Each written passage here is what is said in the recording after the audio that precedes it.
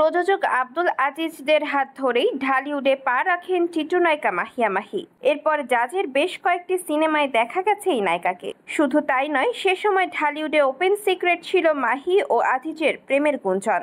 তবে এই সম্পর্কের বিষয়টি বরাবরই আড়ালে রাখার চেষ্টা করেছেন তারা, যদিও তাতে খুব একটা লাভ হয়নি। এদিকে সময়ের সঙ্গে মাহি আজিজ দুজন হেঁটেছেন দুজনের পথে। জাজের সিনেমায় আর দেখা যায়নি মাহিকে।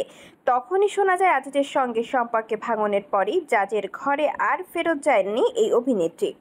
সম্প্রতি এক সাক্ষাৎকারে মাহিকে নিয়ে মুখ খুলেছেন আব্দুল আজিজ। এ সময় জাজের সঙ্গে থাকাকালীন মাহিকে অনেক কিছু দিয়েছেন বলেও জানান তিনি। এ প্রসঙ্গে আজিজ বলেন, মাহিকে আমি দুটো গাড়ি ও একটি ফ্ল্যাট কিনে দিয়েছিলাম। সে যখন জাজের সঙ্গে ছিল তখনই দিয়েছিলাম। এ সময় মাহির সঙ্গে প্রেমের গুঞ্জন সম্পর্কে আজিজ বলেন, তার একটা ব্যক্তিগত জীবন আছে, আমারও সংসার রয়েছে। প্রেমের বিষয়টি সামনে এলে দুজনকেই বিব্রত হতে হয়। এটা অনেক আগের ঘটনা, তাই এ বিষয়ে এখন কেউ প্রশ্ন না করলেই ভালো। আজিজ আরও বলেন, একজন ভালো মানুষই একজন ভালো প্রেমিক হতে পারে।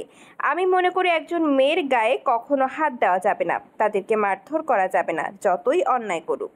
2015 সালে ঢাকঢোল পিটিয়ে সংবাদ সম্মেলন করে জাজ মাল্টিমিডিয়া থেকে বহিষ্কার করা হয়েছিল মাহিকে। তারপর দীর্ঘদিন সময় জাজের সঙ্গে কোনো কাজ করতে দেখা যায়নি এই নায়িকাকে।